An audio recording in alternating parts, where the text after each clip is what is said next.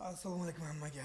Kartalli trening studiyamizga xush kelibsizlar bolalar. Bilasizlar, Kartalli trening studiyada doimo zo'r maslahat va zo'r tavsiya berib kelgan. Даже kerak odamlarga mijozlarga mashinasini ko'rib olib berishda yordamchi bo'lgan va hech qachon qumorni olib chiqmagan, reklama qilmagan va doimo kredit nasihat savdoga qarshi harakatlangan.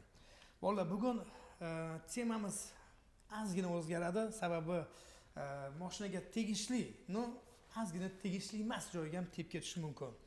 O'shaning uchun to'g'ri tushunasizlar, qabul qilasizlar. Bugun ozgina olib chiqadigan narsalarim nomer, yo'llarimiz va stiker, prava masalasi bo'yicha, ball sistemasi bo'yicha ozgina benzin sistemasi gapiradigan gaplarim bor edi. Benzinni ham holatlarini gapirib, xudo xolasa shularni mana shu fikrlarimni polni qaytadan amaldorlarimiz ko'rib bersa, вообще zo'r bo'lardi. Balki o'zgarish yaxshi tomonga o'zgarib ketishi ham mumkin deb o'ylayman. Birinchilardan o'sha hozirgi kunda muammo bo'lib turgan nomer masalasi 12 million 10 million deb auksionda olishyapti, lekin auksionni yo'q qilamiz, auksion endi keragi yo'q, endi bemalol olishingiz mumkin deb auksion qilib davlatning ishchilari o'zi auksion o'tiribdi-yu. Bizga kerak emas auksion nomerlari. U auksion nomerlarni taqqanimiz bilan biz uchib ketmaymiz-ku. Mashina uchib yurmaydi-yu. Menimcha buni qaytadan ko'rib chiqish kerak bu sistemani. Nomer 12 million 10 million sotilishi bu katta xato. Ochiq aytaman. Buni amaldorlardan, prezidentimizdan so'rab qolaman. Bu nomerlarni narxlarini stabilniy bitta narx summa belgilansin iloji boricha. Undan tashqari yo'l sistemamiz bo'yicha 2 oz shirin gapim bor edi. Hali 2 oy bo'ldi, 3 oy bo'ldi, yo'llarimizni asfalt qilishdi, yamoqlarni yamab chiqib ketishdi. Lekin hozir kabinetdan chiqib bir nazar qilib chiqishsa, вообще zo'r bo'lardi. To'g'ri, kabinetda o'tirish issiqqina, lekin men ham bugun siz bilan turib, sizlarga turgan holatda gapiryapman bu narsani. Yo'llarimiz bardak, holatiga e'tibor bersanglar, bardak holatda. Ya'ni yamalgan yo'llarimiz o'zi oldingi holatdan battar holatga keldi. Valna. Bu yo'llarga yana ball sistemasini xudo xolasa qo'shiladi deyapti. Qanchalik to'g'ri? Menimcha noto'g'ri. Bu yerda haydovchini qisqartirish maqsadidami yoki bilmayman.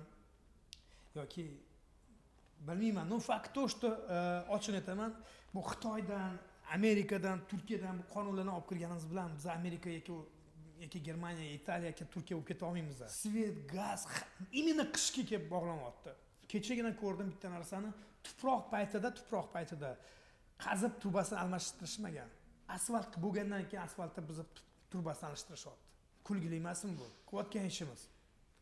Kulgili narsa bo'lyapti, ochiq aytaman. Stiker masalasi.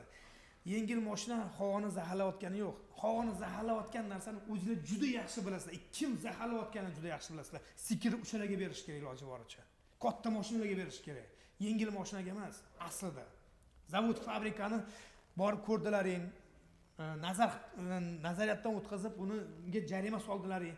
Baribir bugun ham o'sha holat yana o'sha zavod, fabrika tutatib yotibdi. Kechasi 12:00dan keyin bemalol ishlayapti. Mana bitta tilagim bugun o'sha eng asosiy o'sha sistemani so'rab qolaman amaldorlardan. Prava sistemasini kecha ham intervyuda ko'rdim. 1,5 million, 2 million deb 1 million 200 deb gapirishyapti. Kelinglar shu narsani ozgina yengillashtirsak. Ya'ni pravaga o'qish sistemani 10-sinfga, ya'ni maktabga ko'chirsa. O'quvchi oyligiga qarab, ota-onasining oyligiga qarab, standart puliga qarab, sharoitiga qarab 600 ming so'm, 700 ming so'm belgilansa-da, maktabga shu sistemani qo'shib qo'ysa. Ya'ni 9-sinfdan 10-sinfga o'tayotgan paytda 10-sinfda shu pravaga o'qisa, как положено 600 ming, 700 ming summasini to'lab. Maktabni bitirib 4 oy yoki 3 oy amaliyot o'tadi. Bu menimcha zo'r tomon deb o'ylayman-da, ochiq aytaman. Hozirgi yoshlarimiz qiziqtirib qo'ydilaring. Kunni qisqartirdilaring, vaqtni qisqartirdilaring, lekin pulni oshirib turib prava berish boshlayapsizlar. U o'qigan bilan, u kompyuterda testga savol javobni qilgan bilan amaliyot degan narsa bor bu yerda. Yo'lda yurish o'zi oson emas. Siz professional bo'ling, neprofessionalsiz kutib turadi yo'lda. Javob aytaman. Именно o'sha neprofessionalni ota-onasi yo amaldor yoki bitta katta rahbar hisoblanadi. Pravasi yo'qlar именно o'sha amaldorlarning bolalari hisoblanadi. Meni qiziqtirgan narsa o'sha prava masalasi bo'yicha maktab sistemasiga qo'shib qo'ysalar juda xursand bo'lardim. Ya'ni pulga chaqmanglar hech narsani. Kelib qishki paytda hamma narsani pulga chaqib, qishki kelib yig'ib qo'ygansanlar. Nimaga o'sha paytda yozda qilinmagan narsalar endi qishda kelib qilinyapti. Prezidentimiz jon kuydirib, xalqi osoyishtaligini o'ylasa-yu, zo'r qonunlarni olib kirib, uni tasdiqlasa-yu, sizlar qaror qilib o'zingizlar bilib bilmasdan qarorni o'zgartirib olsanlar. Hayronman deb bu narsalarga. Kechagina televizorda chiqib qolgan bittasi benzinlarni endi arzonlashtiramiz, sifatli benzin beramiz.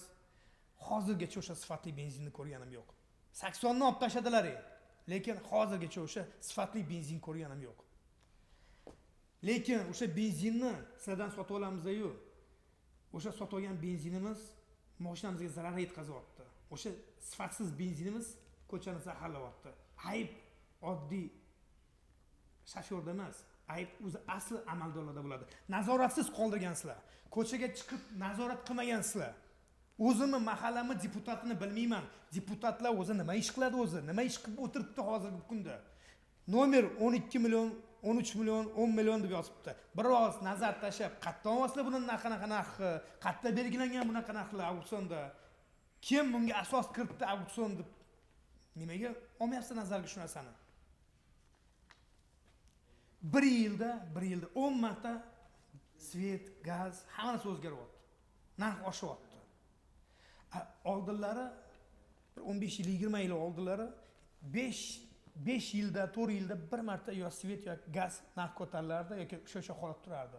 Xalq 5-6 so'm puli yig'ilgan bo'lsa, o'sha bilan kun ko'rardi, maza qilardi, ko'cha aylanardi, dam olgan chiqardi. Lekin hozir dam olishga, o'zingizning sog'lig'iga o'ylashga vaqt bermayapsizlar. Simbol aptekani ana qilib qo'yuvdilar. Ana ches retsept, doktoring retsept beradi, keyin senga dori sotamiz degan qarorlarni olib kirmoqchi bo'ldilar. Lekin nima bo'ldi oqibati? Internet orqali bemalol hammasi sifatsiz dorilarni sotishni boshlashdi. U yoqni o'ylamadilar. Konkretni aytaman. Har taraflama tadbirkor yo'lini chopishga harakat qildilar. Bu bor narsa bu. Oddiy xolis programma, mana shu xolis Paynet programmasini dekabr oyida hammalar o'sha soliq inspektorlari telefon bir o'sha tanishlariga telefon qilib, "Srochniy o'tmasanglar xolis programmasiga jarimaga solinadi." Qanaqa qilib jarimaga solinadi? Strix kod olishingiz kerak. Endi soliq endi paymi o'sha ile xolis programmasi bo'yicha ishlaysizlar. Kassa apparat endi sizlarga kerak emas, endi musor bu. Endi bunga o'tinglar deb boqma qilib keldilar. Bitta narsani tushunmadim, deymi? Endi 2026 kelib turibdi-da, xohlaganlar deyapti. Qarang, qiziq shuki, kassa apparat musor bo'ladi deyapti. Buni bank bergani yo'q bizga. Biz o'zimiz tadbirkor bo'lamiz deb o'zimiz sotib olganmiz. O'tgan yil olgan bo'lsam $300 ga. Endi bu musor bo'ladi degan bu nima degani bu? Mana o'sha payt men topgan pulim musor bo'lyaptimi? Inobatga olinmayaptimi? O'sha paytda sotib olgan apparatim puli inobatga olinmayaptimi? Tushunmadim. Yana qiziq shuki, o'zimning yana bitta xonadonim bor. U yerda yashamayman. Kvartirani ham qo'ymayman. Svetini, suvini, hammasini pulini to'lab qo'yganman. Lekin har oyda musulkaga, ya'ni axlatga pul to'layman. Borib men aytdim, men bu yerda yashamayapman, yashash joyim boshqa joyda meni. Men bu yerda axlat chiqarayotganim yo'q. Nima uchun men axlat uchun o'sha men musulga pul to'lashim kelsam, to'laysiz dedi. Tashamagan axlatim uchun hozir ham pul to'lab o'tiribman. Qani buni ko'rib chiqadigan inson bormi? Xalq qiynalib ketdi, hamma narsani pul ketdi, chaqirib, ochiqni aytamasdan endi bu qiziq narsalar bo'lyapti. Vatandan bezib ketgandek bo'lyapman deb hozir ochiq aytaman. Bola chaqamni olib chiqib ketkim kelyapti. Lekin u dunyoni ham ko'ryapman, u vatanni ham ko'ryapman. Urush, janjal, lekin sabri bilan tishimni qo'yib chidab o'tiribman. Shu joyda 40 talab shogird chiqardim. Zo'r hunar berdim. Rahmatini eshitdim. Lekin sizlar tomoningizdan nima bo'lyapti?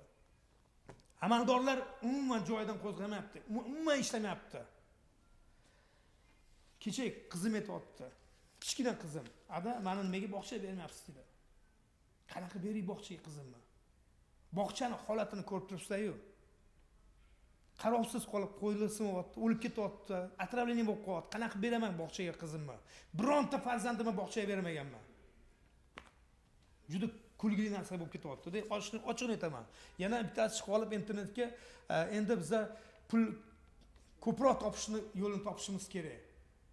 Sen unaqa gapni olib chiqishdan oldin, unaqa temani olib chiqishdan oldin ozgina bir yaxshi, to'g'ri, haqiqatni olib chiqqin, bor narsani. Falon joyda yaxshi ish bor, ishlayotganlar bormi? Falon zavod ishga tushdi, falon joyda zavod ochdik, kelinglar ishlalaring, mana oyligi mamnun qilib turib, aniq konkretni aytinglar. Ko'proq pul topishimiz kerak. Ko'proq pul topayotganlarni ko'ryapmiz. Bitta xonadonni 4 ta 10 ta insonga sotib, insonlarni uysiz qoldirayotganinglarni. Ochiqni aytaman, konkretni. Bu bor narsani olib chiqyapman hozirlarga. Men yana bitta hayratda qoldirayotgan narsa, kecha onam o'g'lim qaragan televizorga deyapti, pensiyalarimiz yana oshadi deyapti. Bir oyda 10 marta pensiya oshadi, lekin bir marta hali onam pensiya oshganini ko'rganim yo'q. Oshadi bu. Haqiqatdan onam ko'nglini ortgim kelmadi. Ha, onajon bo'ldi, pensiyangiz oshar ekan deb qo'yaman, bo'ldi. Lekin 10% oshadi, 5% oshadi, lekin oddiy bitta mashinani yoki nalogni yoki uni svetdagi gaznikini 20-30 barobar oshirib qo'yasizlar. Hatto 5 yildan bir marta oshirishi kerak bo'lgan narsalarni 1 yilda 10 marta oshirib qo'yasizlar. Bitta oshirilmagan narsa o'sha nafas olayotganimiz qolib turibdi. Shunga ham shu qadar qo'ysalaring ishinglar yurishadi deb o'ylayman. Menimcha bularning hammasini qayta amaldorlar ko'rib chiqish kerak. Bu O'zbekiston bu, Amerika yoki Germaniya yoki Turkiya emas bu davlat, O'zbekiston bu. Biz ularning davlatida yashay olmaymiz. Bizning dunyo qarashimiz boshqacha. O'zgara olmaymiz biz. Bularni hammasini qaytadan ko'rib chiqishinglarni so'rab qolaman. Men bor narsani olib chiqyapman deb bo'tda hozir. Chunki endi aprel oyidan boshlab mashina, uyimni nima olsang ham endi plastik kartalar orqali bo'ladi. Plastik kartani bo'lgani yaxshi. Da. Qo'llab-quvvatlayman. Plastik bo'lgani yaxshi. Lekin o'sha plastik kartadagi ichidagi pulni himoya qilishni ham bilinglar, iltimos sizlardan. Da internet orqali bot dostlar udib, lekin o'sha botdan ham himoya qiladigan yo'lni topinglar. Keyin insonlarni plastikka o'tkazinglar. Naqd pulga emas, plastikga aylanma pulga o'tkazinglar, пожалуйста. Keyin bu sistemani olib chiqish kerak. Aslida bu noto'g'ri masala. Shaxsan o'zimni 4 ta plastikim bor, birontasida pul yo'q. Saqlamayman chunki plastikda pulni. O'shanisi qiziq bo'lyapti. Endi sal berilib ketdim, o'sha hozirgi kunda o'sha benzin muammosi, o'sha bal sistemalari meni qiziqtirib turdi ko'pincha. Iltimos qilaman, qaytadan buni ko'rib chiqinglar, yo'llarimizni ko'rib chiqinglar. 2 oy, 3 oy oldin qilingan asfalt yo'llarimizni ko'rib chiqinglar va jarimalarimizni qaytadan ko'rib chiqmasanlar bo'lmaydi. Chunki xalq haqiqatan qiynalib ketdi. Men bor narsani ichimdagi dardimni hozir olib chiqdim, sizlarga gapirdim. Lekin bularni ko'zdan kechirmasanglar, qaytadan hammasini, hamma amaldorlar o'rnidan turib chiqib, hamma narsani ko'zdan kechirishi kerak deb o'ylayman. Vaqti soati keldi. Chunki bu yog'i уже rosa qiyinchilik bo'ladi-yu, lekin endi menimcha yaxshi tomonga o'zgarmasa kerak. Iltimos qilaman, ko'rib boringlar. Biroz o'zimni fikrimni aytdim, gapirdim. To'g'rimi, noto'g'rimi? O'zingizlarning fikrlaringizni kommentariyaga yozarsizlar balki, lekin menimcha prava sistemasi maktabga qo'shib qo'ysa juda zo'r bo'ladi deb o'ylayman. Yo'llarimizni qaytadan ko'rib chiqishsa zo'r bo'ladi deyman. Shu nomerlaringizni, avtomobil nomerlarini standart narx belgilansa vobshe xursand bo'lardi. Javob aytaman, bitta men emas, hamma xursand bo'lib savobga qolardinglar. Buni albatta amaldorlar qaytadan ko'zdan kechirib, bunga konkretno o'sha bir chora ko'rmasa bo'lmaydi. Xalq rosa qiynaldi. Kartal Detrensi doimo haqiqat va bor narsani olib chiqadi bolalar va hech qachon qimorni maqtamaydi va kredit, nasiya savdoga qarshi doimo turadi. Nima xizmatlar bo'lsa, Kartal Detrensi doimo sizlar uchun darvozasini ochadi desam bo'ladi bolalar. Ko'ngli ochiq, kelaverasizlar.